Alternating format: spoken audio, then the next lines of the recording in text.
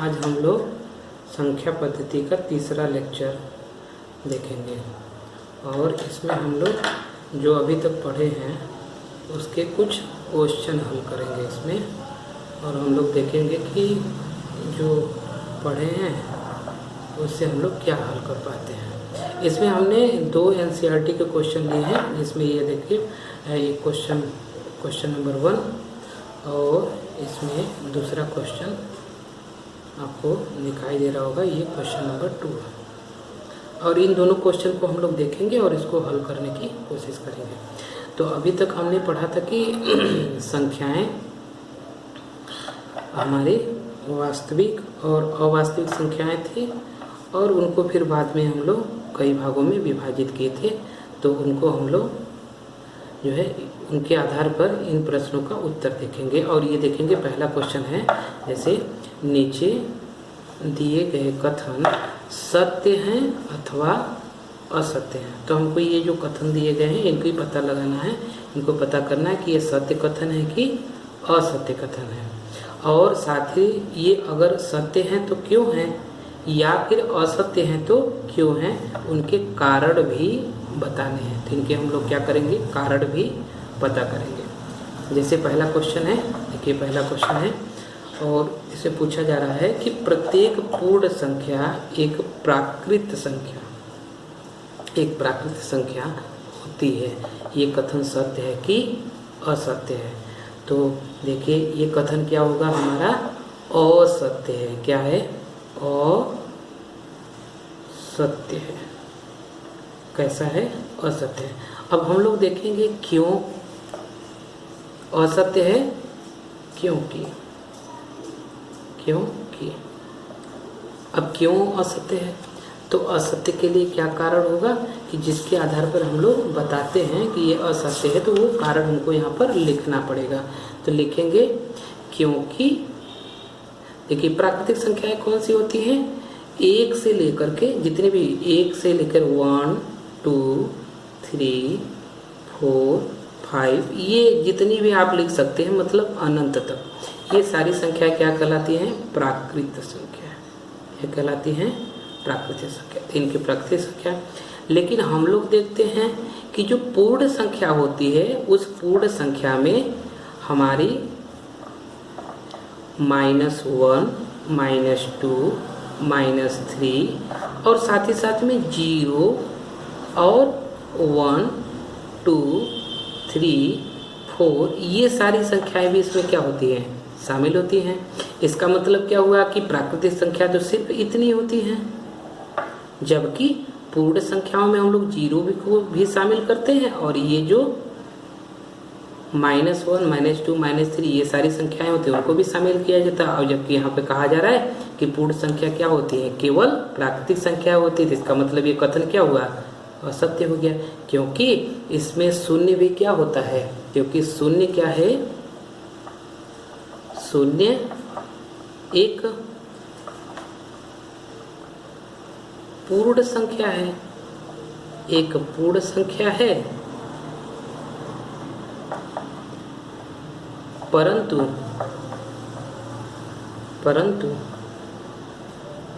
यह प्राकृत संख्या नहीं है, परंतु यह प्राकृत संख्या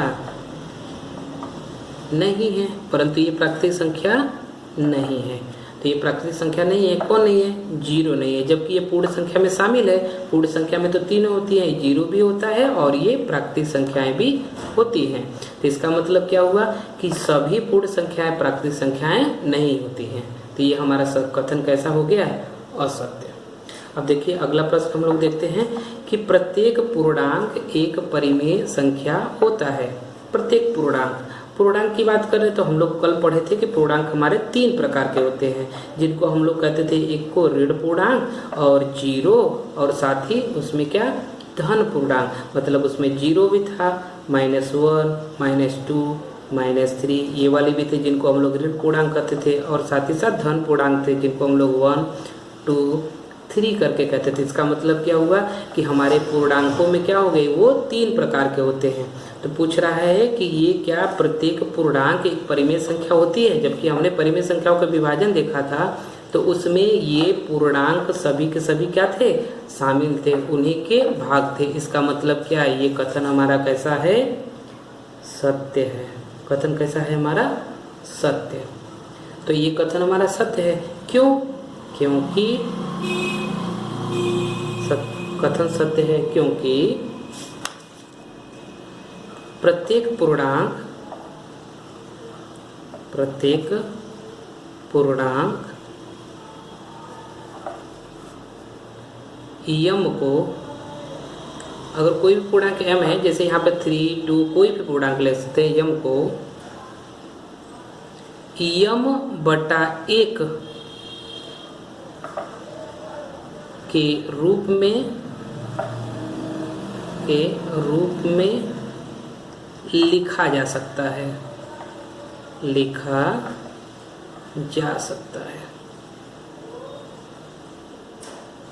तो देखो इसका मतलब क्या हुआ कि इसको अब हम लोग को पढ़े थे कि परिमेय संख्या उन्हें कहते हैं जिन्हें P/Q के रूप में लिखा जाता है। तो इसका मतलब अगर कोई भी परिमेय संख्या यम है, जैसे इसमें कोई भी परिमेय संख्या ले सकते हैं, जैसे 2 ले सकते हैं, तो अगर 2 को हम लोग लिखें तो क्या लिख सकते हैं, तो 2 को लिख सकते हैं 2/1। इसका मतलब ये ऊपर क्या बन गया हमारा P और नीचे क्या हो गया है Q। इसका मतलब हम लोग ये पूर्ण संख्या को क्या लिख सकते हैं, परिमेय संख्या के रूप में लिख सकते हैं। हम लोग जानते हैं परिमेय संख्या को उन्हें कहते हैं जिन्हें P/Q के रूप में लिखा जाता है। तो इसका मतलब ये हमारा कथन क्या हो गया, सत्य हो गया। अब हम लोग तीसरे क्वेश्चन पे चलते हैं, जिसमें बोल रहा है कि प्रत्येक परिमेय संख्या एक पूर्णांक होती है। प्रत्येक परिमेय संख्या एक पूर्णांक होती है, जबकि हम लोग विभाजन में देखे थे कि जो परिमेय संख्या होती है उसमें पूर्णांक तो होते ही हैं, पूर्णांक तो होते हैं, जिसको हम लोग पढ़े थे कि ऋण पूर्णांक, जीरो और धन पूर्णांक, साथ ही साथ में उसमें भिन्न भी शामिल होती है, भिन्न भी शामिल होती हैं। तो इसका मतलब ये भी कथन हमारा कैसा है, असत्य है। कैसा है कथन ये, असत्य। तो हम लोग जानते हैं परिमेय संख्याओं में 0 भी होता है, -1 भी होता है, -2 भी होता है, 3 भी होता है, 2/3 भी होता है, 0.5 भी होता है। तो इसमें जबकि कहा जा रहा है सिर्फ पूर्णांक होते हैं, जबकि पूर्णांक कौन कौन से होते हैं, जिनको हम लोग बोलते हैं ऋण पूर्णांक, मतलब -1, -2, -3 और 0, और धन पूर्णांक भी होते हैं 1, 2, 3। तो इसका मतलब ये तो सिर्फ इतने की बात बोल रहा है कि ये सिर्फ इतने ही होते हैं, लेकिन परिमेय संख्याओं में तो इसके सिवाय भी 2/3 ये जो कि एक परिमेय संख्या ही है, लेकिन ये क्या है, ये पूर्णांक नहीं है, ये क्या है, एक भिन्न है। उसी तरह से ये भी क्या है, एक भिन्न है। तो इस तरह से ये भी कथन हमारा क्या हो गया, असत्य। तो क्यों असत्य है, क्योंकि कारण भी हम लोग लिखेंगे, क्योंकि 3/5 एक पूर्णांक नहीं है, परंतु एक ये परिमेय संख्या है।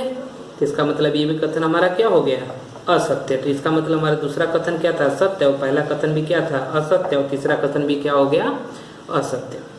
अब हम लोग देखेंगे जो है दूसरा क्वेश्चन, जिसमें हम लोगों को इसमें पता करना है कि कौन सी दी गई संख्याओं में कौन सी संख्या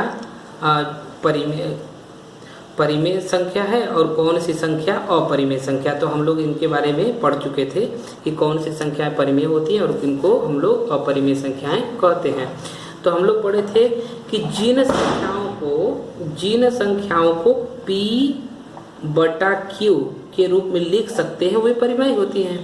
और ये भी बताए थे कि अगर जो भी संख्याएं करड़ी के अंदर होती हैं या जिनके ऊपर करड़ी का चिन्ह लगा होता है, अगर वो हल होने पर एक पूर्णांक ना दे, पूर्णांक का मतलब हो गया जैसे 1, 2, ये 3, 4, ये सब सारी संख्या ना मिले, तो हम लोग कहते हैं कि वो संख्याएं कैसी होती हैं, तो उनको हम लोग बोलते हैं अपरिमेय संख्याएं। जैसे अगर हम लोग इसको करड़ी में 23 को इसको अगर हल करने की कोशिश करें तो इसका गुणनखंड नहीं हो सकता। अगर इनका गुणनखंड भी करेंगे तो हम लोग गुणनखंड करने पर ये पाएंगे कि 1 × 23 हो जाए, तो इसमें 1 × 23 हो रहा है। इसका मतलब क्या होगा, इसमें किसी भी संख्या का जोड़ा नहीं बन रहा है, और जोड़ा नहीं बनेगा तो इसका मतलब ये करड़ी के बाहर नहीं आ सकती।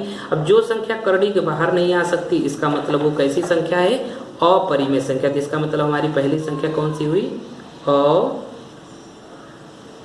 परिमेय।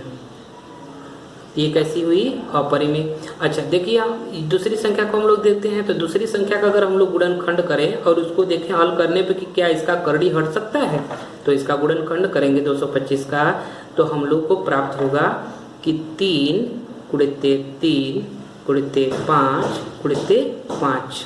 और इसमें आप देखिए इन सबका गुणा करेंगे तो हमको 225 मिलेगा। तो इसका हम लोग देखते हैं कि 3 और 3 का हमारा जोड़ा बन जाता है, उसी तरह से 5 और 5 का भी क्या होता है? जोड़ा बन जाता है। और हम लोग जानते हैं कि जिनका भी जोड़ा बन जाता है वे करड़ी के बाहर आ जाते हैं। तो इन दोनों 3 में से एक 3 बाहर आ जाएगा और इन दोनों 5 में से भी एक 5 बाहर आ जाएगा। और इसको हल करने पर हमें प्राप्त कितना होगा? 15। और ये 15 कैसी संख्या है? तो ये 15 एक जो है परिमेय संख्या। क्यों? क्योंकि इनको हम लोग 15/1 लिख सकते हैं। इसका मतलब ये क्या हुआ? ये P/Q के रूप में बन गई। तो ये कैसी संख्या हुई हमारी? तो इसको लिखेंगे ये परिमेय संख्या है। कैसी है? परिमेय संख्या। अच्छा, हम लोग देखते हैं तीसरी संख्या के बारे में, जो है 0.3796। 0.3796। देखिए, हम लोग विभाजन में भी देखे थे कि जो ऐसी हो जिनमें दशमलव लगा हो, मतलब दशमलव वाली संख्याएं को हम लोग P/Q में बदल सकते हैं। कैसे?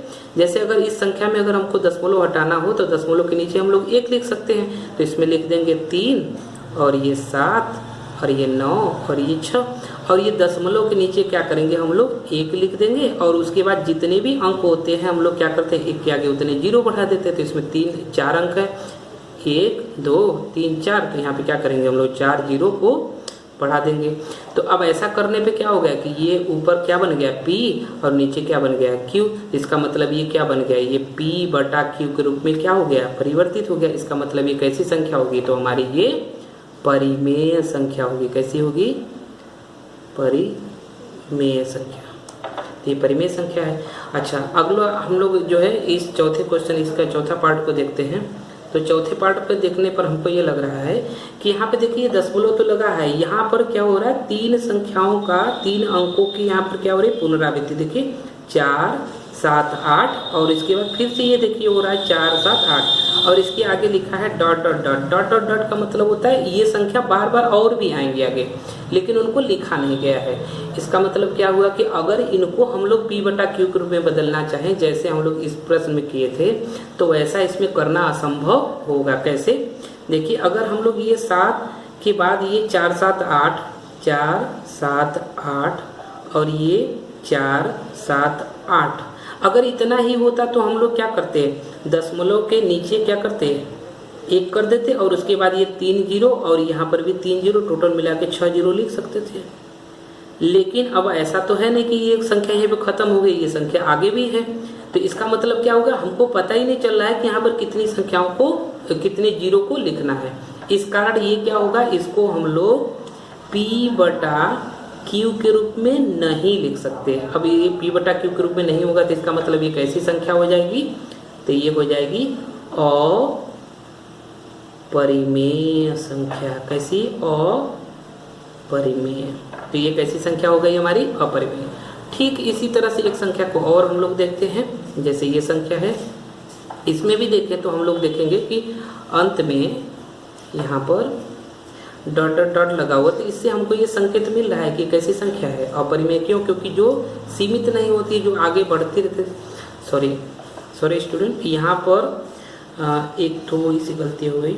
यहाँ पर जो भी, अगर यहाँ पर किसी भी संख्या की पुनरावृत्ति हो रही हो, जैसे यहाँ पर अंकों की क्या हो रही है? पुनरावृत्ति, और यही अंक बार बार आ रहे हो और उसमें आगे पर ये डॉट डॉट डॉट लगा हुआ, मतलब ये आगे भी हैं, तो ऐसी संख्याओं को परिमेय संख्या कहा जाता है। क्या कहते हैं? परिमेय संख्या। इनको हम लोग अभी इसको परिमेय संख्या में बदलना अगली क्लास में सीखेंगे। तो ये संख्या जो है वो कैसी संख्या है? तो ये परिमेय संख्या है। तो ये परिमेय संख्या है। हाँ, इस संख्या को हम लोग देखते हैं। जैसे ये संख्या है, देखिए यहाँ पर भी क्या है? आगे डॉट डॉट डॉट लगा हुआ है, लेकिन यहाँ पर दशमलव के बाद देखिए यहाँ पर है 1 0, उसके बाद फिर आगे क्या हो रहा है? 1 के बाद 2 0 हो गया, फिर आगे देख रहे हैं कि 1 के बाद क्या हो गया? 3 0 हो गया। इसका मतलब यहाँ संख्याएं आ तो रही हैं, लेकिन और ये असीमित रूप से आगे भी हैं, लेकिन ये जो संख्याएं आ रही है ये बराबर नहीं है। मतलब यहाँ पर देखिए 1 0 ही सिर्फ है, और यहाँ पर 1 के बाद 2 0 है, यहाँ 1 के बाद 3 0 है, यहाँ 1 के बाद 4 0। मतलब यहाँ पे संख्याओं की पुनरावृत्ति नहीं हो रही। अब ऐसी संख्याओं को हम लोग क्या कर सकते हैं, P/Q के रूप में नहीं लिख सकते, नहीं लिखा जा सकता। इनको अगर हम लोग P/Q के रूप में नहीं लिख सकते, इसका मतलब ये हुआ कि ये हमारी संख्या कैसी हुई, तो हम कहेंगे कि ये संख्या हमारी कैसी है, तो अपरिमेय है। कैसी है, अपरिमेय। थैंक यू स्टूडेंट्स, आज के लिए इतना ही। और आप लोग जब पढ़ना शुरू करें तो इसके पहले पेन और कॉपी लेकर के बैठें, तो आपको इसको नोट करने और क्लास को समझने में भी आसानी होगी। और फिर हम लोग अगले क्लास में मिलते हैं, तब तक के लिए धन्यवाद, थैंक यू। और साथ ही साथ अगर आपको लेक्चर अच्छा लगता है तो आप इसको हमारे चैनल को सब्सक्राइब कर सकते हैं। इस पे सारे वीडियोज़ आज मिलते रहेंगे। अभी इसमें हम लोग साइंस और इंग्लिश और बहुत ढेर सारी पढ़ाइयाँ करेंगे इसमें, तो इसके लिए थैंक यू।